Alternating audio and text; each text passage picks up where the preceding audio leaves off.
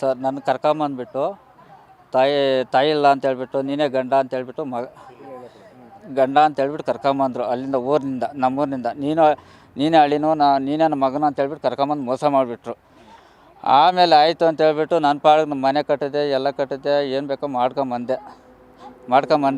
ತಿರ್ಗಿ ಆಯಿತು ಅಂತ ಹೇಳ್ಬಿಟ್ಟು ಇವಳು 8 ವರ್ಷದಿಂದ ಸೋಲೂರು ಚೇತನ್ ಅಂತೇಳಿ ಮಲೆಯಾಳಕ್ಕೆ ಹೋದ್ಮೇಲೆ ನ್ಯಾಯ ಸಿಗಲಿಲ್ಲ ನನಗಲ್ಲಿ. ನ್ಯಾಯ ಸಿಗಲಿಲ್ಲ ಅಲ್ಲಿ ಹೋದ್ಮೇಲೆ 3 ವರ್ಷ ನಾನು ಸಮಾಧಾನದಾಗ ಬರ್ತೀನಿ ಅಂತ ಹೇಳಿದ್ಲು ಇವಳು. ಸಮಾಧಾನಕ್ಕೆ ಬರಲಿಲ್ಲ, ಇದುವರೆಗೆ ಫೋನೇ ಮಾಡಿಲ್ಲ. ಸರಿ ಗೊತ್ತಾದ್ಮೇಲೆ ಹೋದ್ಮೇಲೆ ಗಂಡ ಅವನೇ ಅಂತ ಹೇಳಿಬಿಟ್ಟು ಅನಂತಕ್ಕೆ ಸುಳ್ಳು ಹೇಳಿದ್ದಾಳೆ. ಏನಂತ, ಗಂಡ ಸತ್ತೋಗ್ಬಿಟ್ಟವನೇ, ಹಿಂಗೆ ಆಗೋಗ್ಬಿಟ್ಟಿದೆ. ಇಷ್ಟು ಮಾಹಿತಿ ಗೊತ್ತು ನನಗೆ. ಮಕ್ಕಳಿರೋದು ಮಕ್ಕಳಿಲ್ಲ ಅಂತ ಹೇಳ್ಕೊಂಡವಳು ಅವಳು, ದತ್ತಕ್ಕೆ ತಗೊಂಡವಳು ಅಂತ ಹೇಳ್ತಾವಳೆ ಅವಳು. ಮಕ್ಕಳು?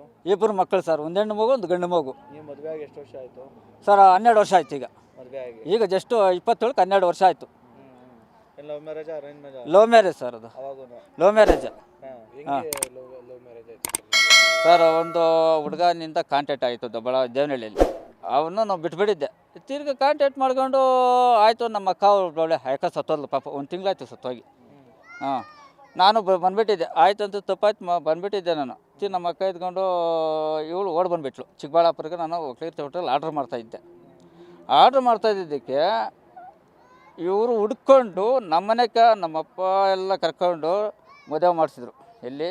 ಈಶ್ವರನ ದೇವಸ್ಥಾನ ಮದುವೆ ಮಾಡಿಸಿದ್ರು. ಆದಮೇಲೆ ಇವರು ಹುಡ್ಕೊಂಡು ಮೊನ್ನೆ ಟ್ರ್ಯಾಕ್ ಮಾಡ್ಕೊಂಡು ಬಂದರು ನನ್ನ ಹತ್ರ. ಆಮೇಲೆ ನನ್ನ ಹತ್ರ ಅಲ್ಲಿ ಬರ್ಸ್ಕೊಂಬಿಟ್ಟಿದ್ದು, ನೀವು ನಮ್ಗೆ ಸಂಬಂಧ ಇಲ್ಲ, ನೀನು ನಮ್ಮ ಮಗನೇ ಸತ್ತೋಗ್ಬಿಟ್ಟವ್ರು ಅಂತ ಅಲ್ಲಿ ಬರ್ಸ್ಕೊಂಬಿಟ್ಟವ್ರು. ಈಗ ಅರ್ಥ ಆಯ್ತಾ? ಇವಾಗ ನನಗೆ ಅನ್ಯಾಯ ಆಗೈತೆ, ನಾನಂತೂ ಬಿಡಲ್ಲ ಸರ್. ಈಗ ನೀವು ಅಧಿಕೃತವಾಗಿ ಮದುವೆ ಆಗಿದ್ರಿ, ನಿಮ್ಗೆ ಯಾವುದೇ ರೀತಿ ಡೈವರ್ಸ್ ಕೂಡ ಕೊಟ್ಟಿಲ್ಲ ಸರ್. ಕೊಟ್ಟಿಲ್ಲದೆ ಈಗ ನೀವು ಹೇಳ್ದಂಗೆ 2ನೇ ಮದುವೆನ 3ನೇ ಮದುವೆನ ಇರ್ಬೋದು. ಇದು 2ನೇ ಮದುವೆ ಸರ್. ಅಣ್ಣಂತವ್ರು ಮಾಡ್ಕೊಂಡಿದ್ದು 2ನೇ ಮದುವೆ ಸರ್. 2ನೇ ಮದುವೆ. ನಿಮ್ಗೆ ಡೈವರ್ಸ್ ಕೂಡ ಕೊಟ್ಟಿಲ್ಲ ಸರ್. ನೀವೇನೋ ಡೈವರ್ಸ್ ಕೇಳಿದ್ರಾ ಅಥವಾ ಡೈವರ್ಸ್? ನಾನು ಕೊಟ್ಟಿಲ್ಲ, ಸಮಾಧಾನದಾಗ ಬರ್ತೀನಿ ಅಂತ ಹೇಳಿದ್ವಿ ಸರ್. ಮಹಿಳೆ ಲಕ್ಷಣದಲ್ಲಿ ಅಂದ್ರೆ ನಿಮ್ಮ ಜೊತೆ ಮತ್ತೆ ಬರ್ತೀನಿ ಅಂತ ಹೇಳಿರೋದು ಅಷ್ಟೇ ನನಗೆ. ನಿಮಗೆ ಗೊತ್ತಿಲ್ಲದೇನೆ ಬೇರೆ ಮದುವೆ ಆಗ್ತಿದೆ. ಇವಾಗ ಅಣ್ಣಂತವ್ರು ಮದುವೆ ಆಗಿರೋದು. ಏನು ಸರ್ ಉದ್ದೇಶ? ಈಗ ಅವಳು ದುಡ್ಡು ನೀನು ಒಬ್ಬನ ಹತ್ರ ಅಗ್ರಿಮೆಂಟ್ ಹಾಕ್ಸ್ಕೊಂತೀನಿ, ಇನ್ನೊಂದು ಕಾರ್ ಓಡ್ಸಕ್ಕೆ ಬರ್ತದ, ಬುಲೆಟ್ ಓಡ್ಸಕ್ಕೆ ಬರ್ತದ ಅಂದ್ಬಿಟ್ಟು ಅವಳು ಅಲ್ಲಿ ಬುಲೆಟ್ ಓಡ್ಸನ್ನೇ ಕಟ್ಕೊಬೇಕಾಯ್ತು ಅವಳು. ಅವತ್ತು ನಿಮ್ಮನ್ನು ಕಾರ್ ಓಡ್ಸಕ್ಕೆ ಬರಲ್ಲ, ಬುಲೆಟ್ ಓಡ್ಸಕ್ಕೆ ಬರಲ್ಲಂತೆ, ಅದಕ್ಕೆ ಬಿಟ್ಟಿರೋದು. ಆಮೇಲೆ ಚೇತನ್ ಪರಿಚಯ ಆಗವನೆ.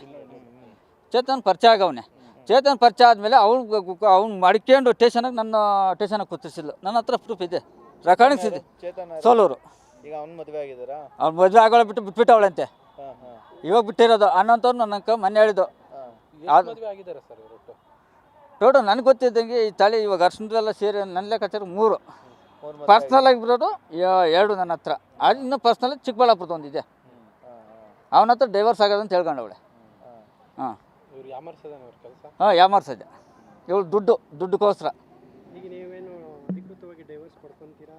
ಸರ್ ಅವಳು ನಂಗೆ ಬೇಡ ಸರ್. ನಾನು ಏನು ಗೊತ್ತಾ, ಮಕ್ಳಿಗೋಸ್ಕರ ಹೋರಾಡ್ತಾ ಇದ್ದೀನಿ.